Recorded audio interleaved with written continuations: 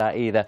Very good morning to you. Clock change, of course, last night, which means two things for sure. One, the clock in my car is right once again, and two, as well as the earlier sunset, earlier sunrise for at least a while. Certainly a beautiful start here on the coast in Suffolk in a short while ago, but we do have a few mist and fog patches around. A bit misty there in the Parkland in Kenilworth in Warwickshire, but also a bit on the chilly side this morning with some clear skies through the night. These are some of the lowest temperatures I've found in the last hour. Each of the four nations a touch of frost in just one or two areas. So it is fresh out there. Lovely morning for a walk though for many of you. Beautiful blue skies overhead. Just a bit of patchy cloud drifting across the south at the moment. That will break up. A bit more cloud over Western Scotland, Northern Ireland. There's a few showers to the north and west of Scotland right now, but already thicker cloud edging into Northern Ireland. We'll bring out breaks of rain this morning, turning heavier into the afternoon. That wetter weather spreading into the south and west of Scotland as well.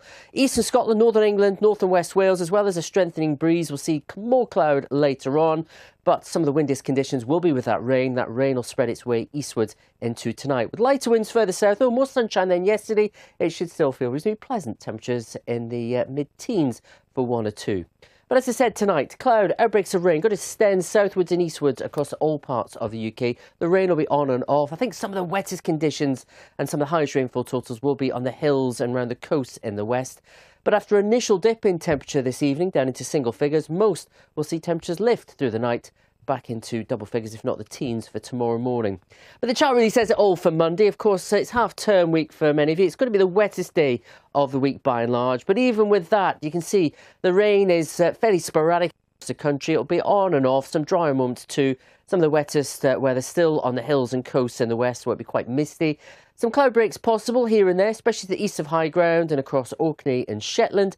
And temperatures tomorrow, even though we've got a lot more cloud than today, it will be milder. We've got westerly winds coming off the Atlantic, so temperatures back above average for this stage in October at around 15 or 16. And then through Tuesday, and indeed for the rest of the week, as high pressure builds to the south, we're going to keep with a slight westerly flow.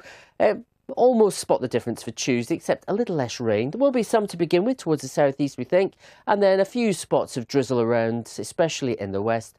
But for many, a predominantly dry day, especially during the afternoon, and a few more cloud breaks appearing, so a better chance of seeing some sunshine. And once that sunshine does come out, where you are lucky enough to see it on Tuesday, it will feel a little bit warmer still, 16, 17 Celsius possible. Average at this time of year is usually around 10 to 13 or 14 degrees. As for the rest of the week, well, we'll probably see the temperatures peak around Tuesday and Wednesday before they start to dip away. You can see this for the capital city forecast.